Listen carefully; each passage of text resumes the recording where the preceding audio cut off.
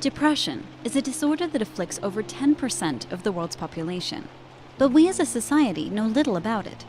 Stereotypes tell us that depressed people are weak, unless they happen to be a tortured artist.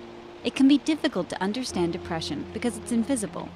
It's a disorder defined by thoughts, behaviors, and feelings, rather than obvious symptoms like vomiting, rashes, or fever. Those who have experienced depression are all too familiar with comments from misguided friends such as "snap out of it" or "just get up and do something." Even those with depression might have a hard time understanding what they are experiencing, and they often blame themselves for not being able to snap out of it. Depression is described as a disorder defined by thoughts, feelings, and behaviors. Your thoughts can range from poor self-esteem, loss of interest in things you once found enjoyable, but the most serious is thoughts of suicide. A person suffering from depression can experience feelings of sadness, anger, guilt, and hopelessness. Depression may also affect one's behavior.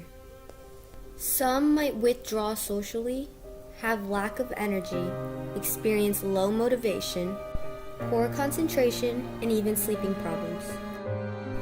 Most of society does not yet understand the seriousness of depression and confuses these symptoms with decisions.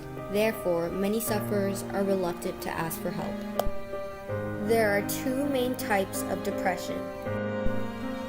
The first we will talk about is clinical depression, also known as major depression. This typically involves chemical imbalances in the brain, either having too much or too little. It can be genetic or develop as a response to painful or traumatic event. The other type is situational depression.